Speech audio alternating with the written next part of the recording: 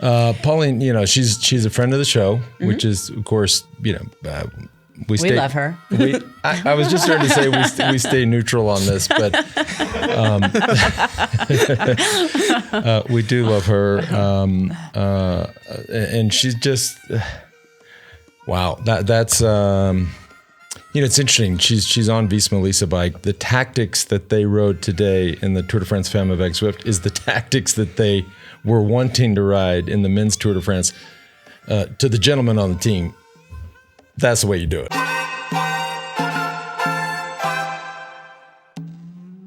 All right, everybody. Welcome back to the Move podcast. Of course, I'm joined by Mari and Allie. Allie in her polka dot jersey. Mountain stage. And hair. Yeah. Talking about stage 8, Pauline Ferrand-Prévot. Wow. Impressive. Pure masterclass. Unbelievable. We're going to get into all the action. Mel Hincapie, tell us what we did. Stage 8. Chambéry to Saint-François-Longchamp, Col de la Madeleine. Chambéry to Saint-François-Longchamp, Col de la Madeleine. Wow. Yeah. That's a yellow jersey. That is a yellow jersey, and the Madeleine was no cookie. No. Pauline, she's a friend of the show, which is, of course, we love her. I was just starting to say we stay neutral on this, but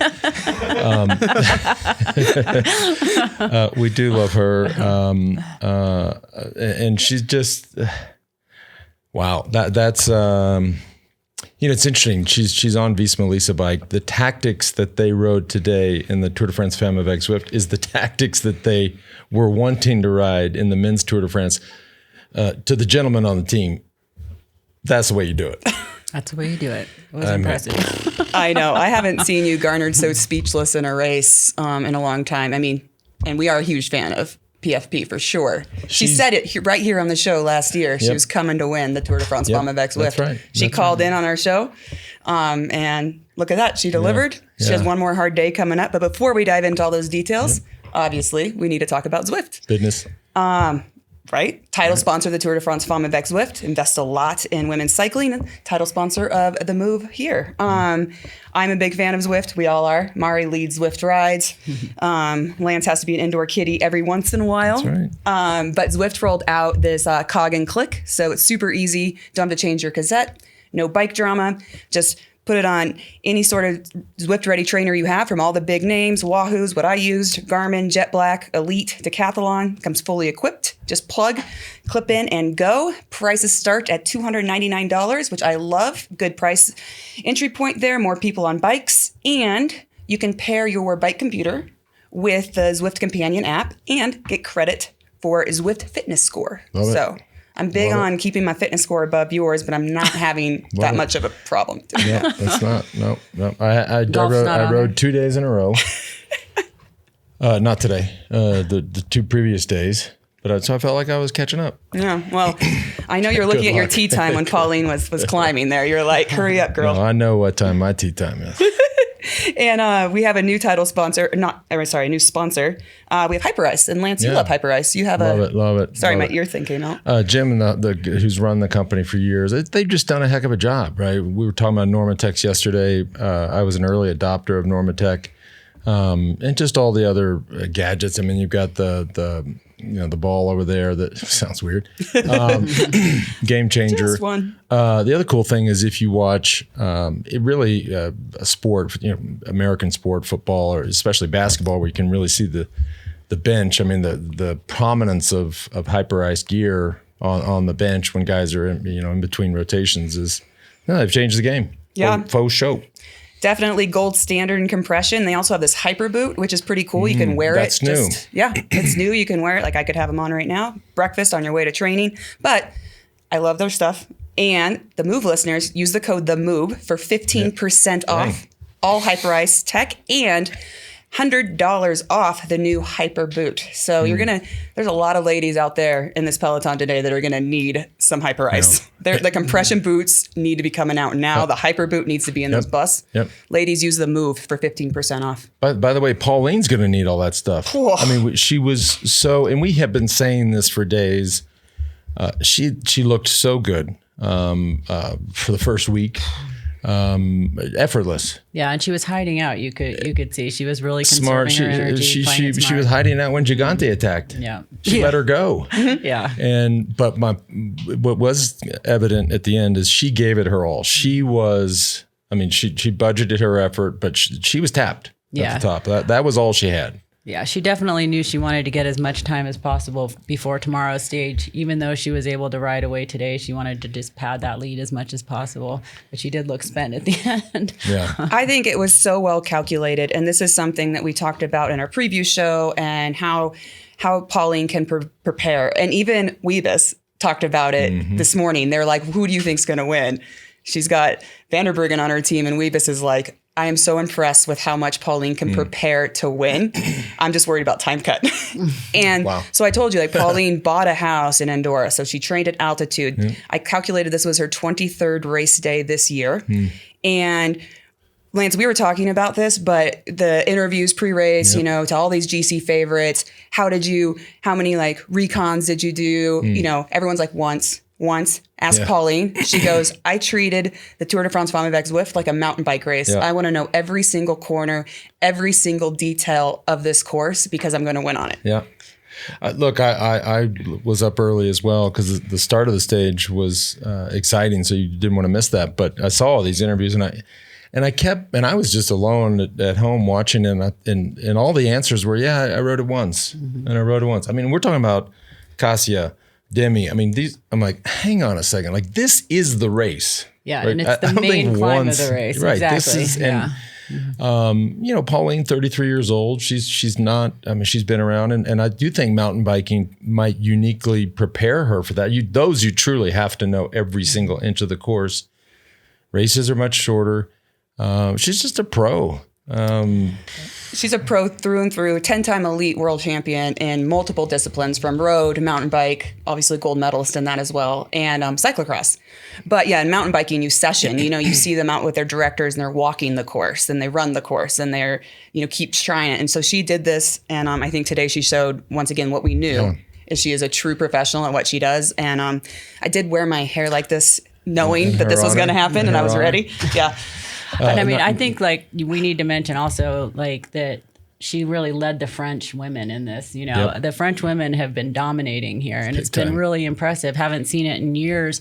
And the fact that, I mean, she's already a French hero, was over there at the Paris Olympics when she won her medal was incredible. The crowds that she brought out, and the crowds towards the end of this course were unbelievable too. Not to mention she won Paris-Roubaix. Yeah, Paris-Roubaix. I mean, you start to, I mean, we talked at the beginning of the tour about Marianne Vos and how she is, by all accounts, the GOAT. I mean, let's just back up a sec here, right? And when you consider cycling as a sport and then you break it down with all the disciplines, I mean, Pauline looks like she's going to win this Tour de France, a Paris-Roubaix, a world championship in cyclocross, world championship in mountain bike, Olympic medal in mountain bike.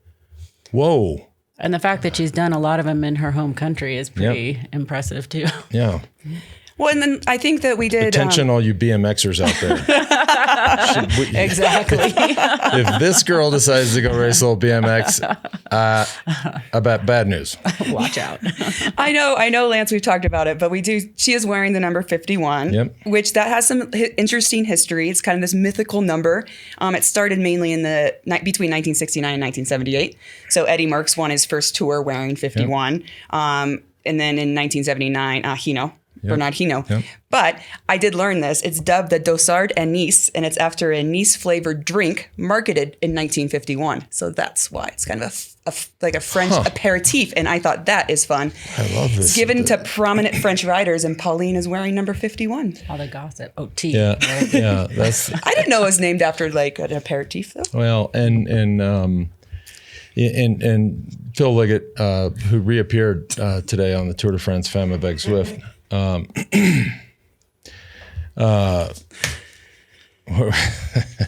was I going with that? He did allude to it now, and that she can't pick that number. The teams cannot pick. Look, so that must have meant it works in a way that Visma Lease Bike must have finished 6th last year, or somehow coming into a ranked 6th. So the teams, the number one team wears number 1. Obviously, the defending champion wears number 1. But you can pick your number within that team, or the team can pick that number for you. So there was no world where she was going to be 52 or 56, right? I'm sure she was psyched. Like, oh, our team numbers start in the 50s. Well, I'll take 51. Yeah, for sure. And you were pretty impressed with her satellite teammate there. Amazing. Oh man, 20 years old, Marianne Bunel. Yeah.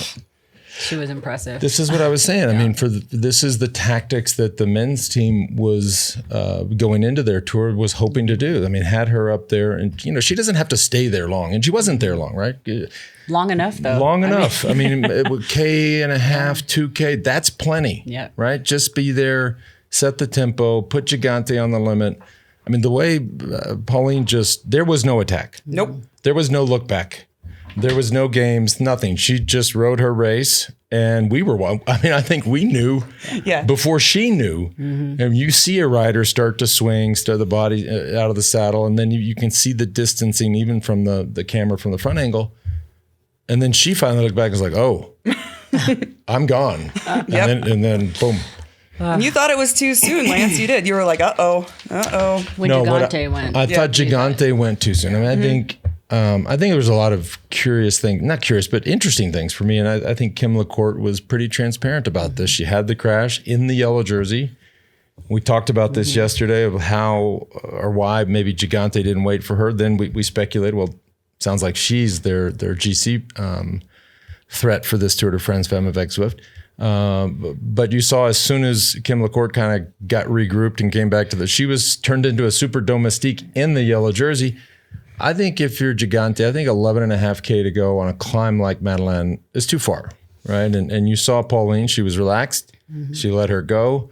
She came across easily. Yeah, but you could also tell that, she was looking around and nobody else was going with Sarah. So she knew they were already kind of on the limit, and she could just ride across. It wasn't even like she was making a huge attack or effort to do Katja it. tried there for a sec. Katja tried, yeah. But I think the other team's tactics were pretty interesting. We were talking about, Kim's crash, the fact that, people were saying, oh, should she be, the team, why aren't they waiting for Kim and that kind of question. But it almost was like Sarah neutralized the group ahead by getting to them, because when she got to them, that group sat up, and then that's when Kim and the rest of them were able to come back. So I think Sarah actually did more to help Kim by trying to get it back in after the descent than waiting for her where she couldn't help her at all, essentially. Yeah, Weebus was second wheel when LaCourte crashed, and she just kept drilling it. The peloton was definitely not waiting for the yellow jersey there. No. But Gigante was in trouble on the descent, so why not keep drilling it, I guess? Well, I mean, the thing is what's she going to be able to do if she goes back to help her? She wasn't going to be able to do anything. And they were pushing the pace because they thought that Gigante wasn't there. So, so by Gigante getting back, like that neutralized that group. And that's when Kim and the rest could come back. So she actually helped her team more by getting there than, trying to go back and help, because then they would have kept drilling the pace on the front. Yep. They would have. Yep. So. I mean, we got to mention our Mavis Squibbins. I mean, she just there was a hot second. I was like, oh no, is this girl got in the break, looked as good as she has looked the last 2 days? I'm like, wow. She's going to try to win another one? She looked good all the way up until she blew. I mean, that was the thing, though. You couldn't tell she was suffering that bad, and then all of a sudden she was just done. This is the interesting thing with cycling. Like, people just have, it's like any sport, right? It's like you can look at running, you could look at swimming, you could look at a lot of sports, right? People just have certain styles and they have certain expressions. Like Mavis Squibbins was getting dropped and looked like she did yesterday when she was riding away. Yeah. But she had a little resurgent going, helping her teammate on there too. So there were a lot of satellite riders out there that I think FDJ actually was one of the bigger losers. Well, SD Works, of course, but FDJ, not like their riders were pretty cooked by the time that Damie reached them. But I mean, Weebus sure put in an effort for Anna van der Breggen. The fact that Anna came off so early was surprising to me. But, right. Weebus, she did more than what I was expecting her to be able to do, and really helping out Anna as long as she could. It was pretty impressive. Yeah. I guess Anna wasn't playing any games, though. I know. No. Well, she didn't have a good day. You got to show it. You got to show the real thing today. I did get back to Mavis Squibbins right quick, just because I want to mention Dr. Peter Tia sent me a a text halfway through the stage, and clearly he's watching the Tour de France Femmes avec Zwift, which I think is amazing. Very cool. Thank you, Doctor.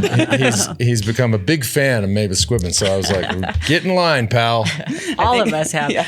Whole The world. French women, yeah. It just falls in line. I mean, this is, and again, just to compare and contrast to the men's peloton. I mean, that country, if you think of France and you think of the sport on the men's side, they don't know what they're doing. Rather, they don't know where they're going. They don't know who's going to lead. They are looking everywhere for the next great talent.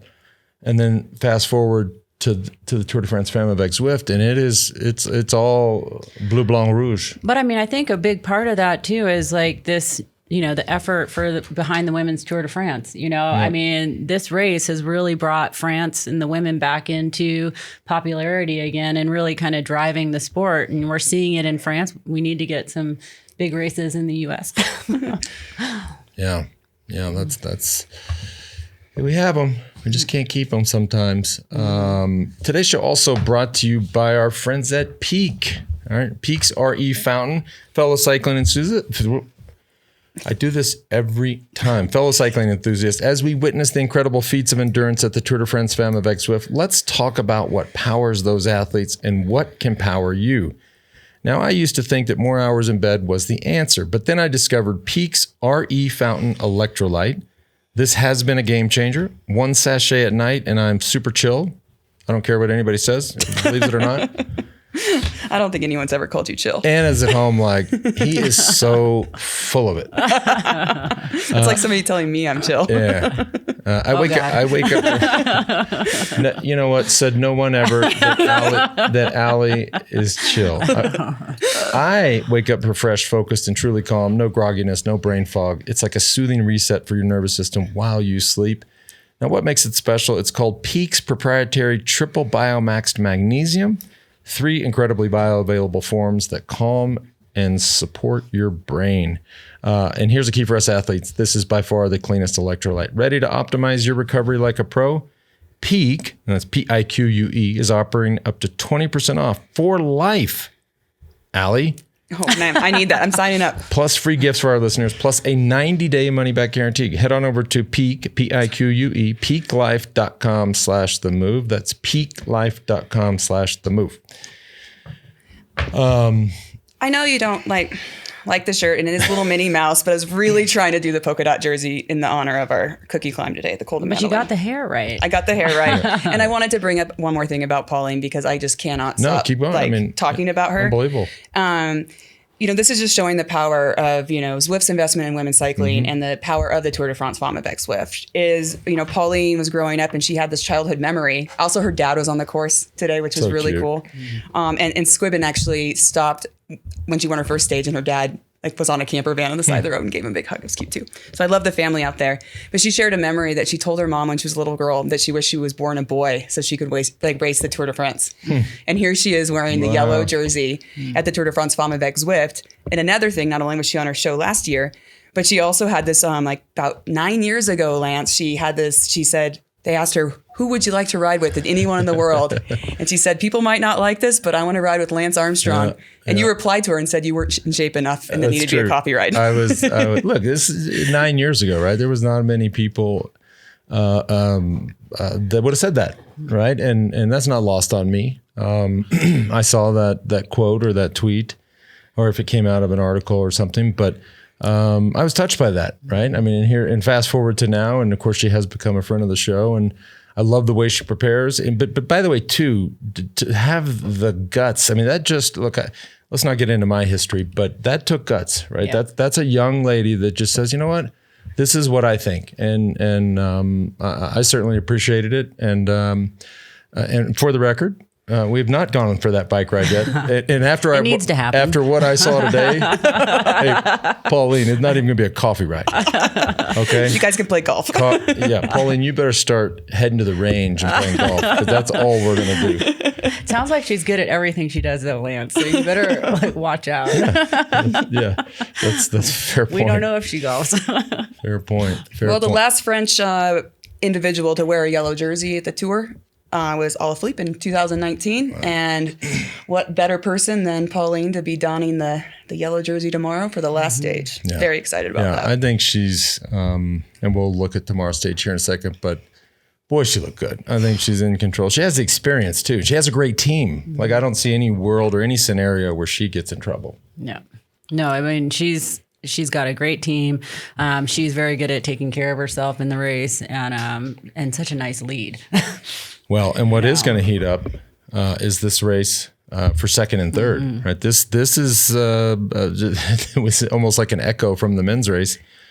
There's going to be some competition here, right? Sarah Gigante is 2:37 behind, especially Pauline. With the big descents that we have. That's right. Tomorrow, I mean, the descent technical, off. So. Yep. Demi Vollering 3:18 and Kasia Niewiadoma 3:40. This and even Kerbal, if you throw her in 4:11.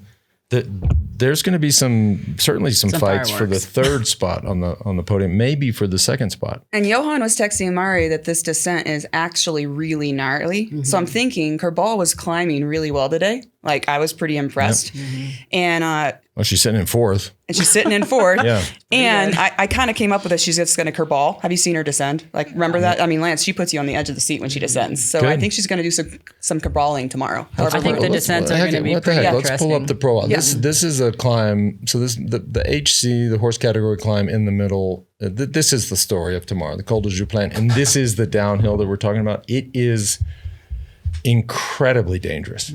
Right, especially the further down you get, the closer to Morzine you get. It is a nail biter. So to your point, Allie, but this is a real day, right? 2,800 meters of climbing. Call that that's well over 10,000 feet of climbing. 124K. I mean, Pauline's got to stay on her toes. Unlike today, look at this here. Nice little, if I'm in that peloton, I'm like, well, cool. The first 15K doesn't count because we're going downhill.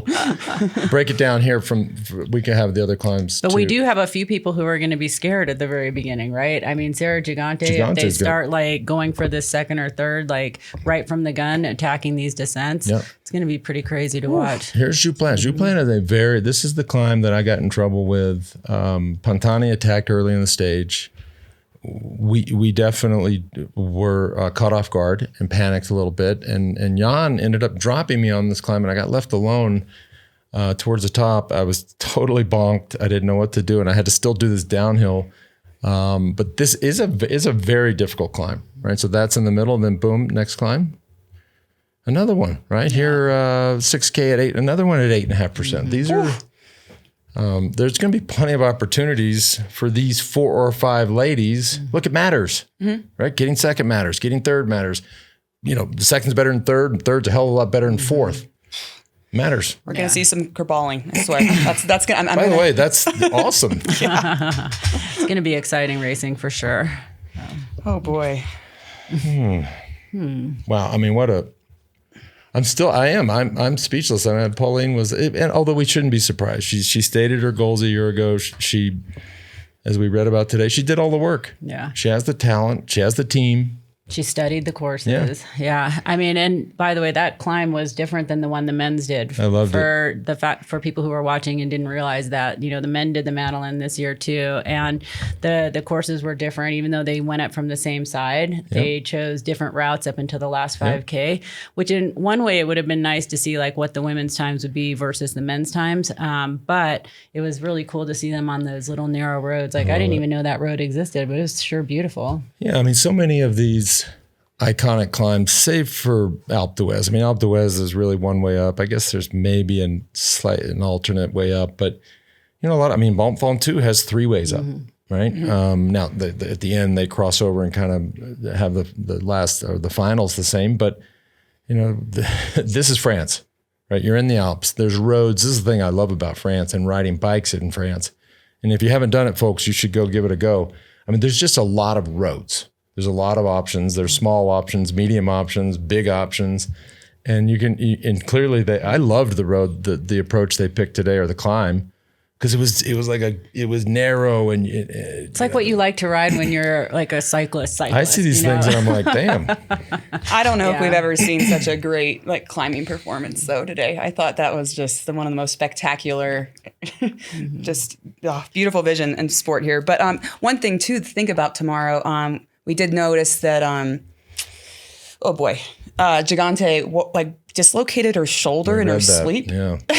That's crazy. And then she had her teammate, she dislocated in May and then woke up screaming and her teammate helped her.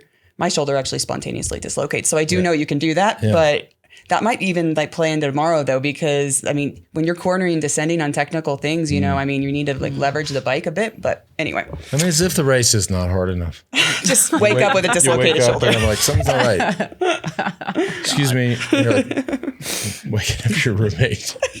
This is cycling. The roommate it's totally normal to me. They were in this super jank hotel. The bed was 2 feet away. Gigante's got a separated shoulder. And the teammates just wanting to sleep. She's like, what? That's so weird. Oh, Lord. That's the first thing you do when you walk into those rooms. You see how far apart you can push those twin beds. You get 6 inches away from each other. Right. We got some good questions. And a fun comment, too, for I'll go with the comment first. That's super cute. I actually think we have some photos. We had to... This one we had to have a team discussion if we could show the photo. It's not what it sounds like. From Terrical. She says, I love your podcast so much. I listened to it while in labor at the hospital. You guys and gals feel like home to me. Sebastian was born July 17th. I listened on every hike too. How cute is this? We love this. Look at this guy's little yellow hat on. Huh? Sebastian for the win in 2050. Aww. And San Sebastian was today. That seems like an appropriate that's right. Yeah. San Sebastian was today. Okay, question here. Why does it seem like the women's peloton, and we saw this the last 2 days, so this is very relevant. Why does it seem like the women's peloton doesn't have respect for the yellow jersey? Does the limited number of stages have something to do with it? Ooh. I thought it wasn't very respectful today. Mari felt like it was okay because she says, well, of course they don't respect her. I only mean in the sense of for the overall race, what they were trying to do. If you didn't have Sarah Gigante on the team who you thought might be able to, do well on this stage, then they probably should have helped her. But I do think that by being in that group, Sarah neutralized the front group who was trying to make time and Kim got back. So I don't think that was a disrespectful move. I think if she had gone back, they'd have a much harder chase than if I'm talking about the whole peloton though. Yeah. I think it's what the men's peloton is saying now. Mm-hmm. I think it's the same thing. It's just a younger generation is coming in. I think there's a patron of the peloton in both men and women, but with these younger generations, the women are saying the same thing. If it's Voss, that group is sitting up and waiting. Yep. But you can see it depends who it is, but I think it is shorter stages, so there's only a certain amount of times that you can attack, but there's not maybe one leader all the time that everyone's going to be we'll wait for her. We watched Damie's own team not wait for her when she crashed last year, right? Yeah. So I think it's just a little different generation, and it's how the race is changing, and you and George talk about it a lot. No, it's generational. I think it's similar. I don't know, and I don't know that I'm a big fan of this. What? This sort of dog eat dog. Every person for themselves. I'm hedging because there are certain parts of the sport that are very traditional, right? And I think we look at those, and we had it in the men's race where you neutralize certain, it's dangerous. Let's not ever stop the time. There's a difference, though, I think, between being involved in a crash and taking yourself out first person into a descent. Yeah. If that had been a crash, maybe then they might slow up. That's fair. Or if more people were involved in it or something like that. But I've never seen the yellow jersey crash on a first corner into a descent. So no. All right. Another question. So it is agreed that Mavis Squibbin would not have had her stage wins if Elisa Longo Borghini had not abandoned the race. I'm not so sure that that's agreed, but let's assume so. There are several examples of this opportunity. Okay, we got the picture. Here's the glasses. Look at her. She's so cute. For those not watching, we have a beautiful picture of Mava and her cute glasses. Yes. There are several examples of this opportunistic success in the men's peloton, but I'm puzzled if this has ever happened to the extent in a women's Grand Tour. I cannot recall any. I think, and not that she was listening to strategy yesterday. She told her her director yesterday, I'm going to go at kilometer 0. And she's like, no, you're not. She's like, watch. And so she's I think though, when you have your leader there, if Felisa was there, she probably would have been coming in thinking a little differently. But I mean, now she had the opportunity to go and try things. I don't think she would have had those opportunities if Elisa was there until maybe yesterday, because I don't think Lambo would have hung. And I think the last rider would have been Squibbin. So then she would have gone, but she wouldn't have had those opportunities earlier on, because she's not going to be going in break. She's going to be riding in a protective zone and being saved for the stage like today. Yeah. Boom. And I mean, look, it even kind of matches the team kit. We got black and gold, black and yellow. Boomstick of the day. Who we Obviously. Pauline, you are our boomstick of the day. Congratulations on being just masterclass of a cyclist. Masterclass. That's it. Right here, pure masterclass. Good luck tomorrow. All right, final stage tomorrow. We'll see if Pauline can hold on. We suspect so, and it's going to be exciting. Right? It's a bike race tomorrow. This is not a promenade. This is not a procession. This is a bike race tomorrow. So come back and join us tomorrow. We'll talk all about it. Thanks for tuning in. And in 3, 2, 1. Bye.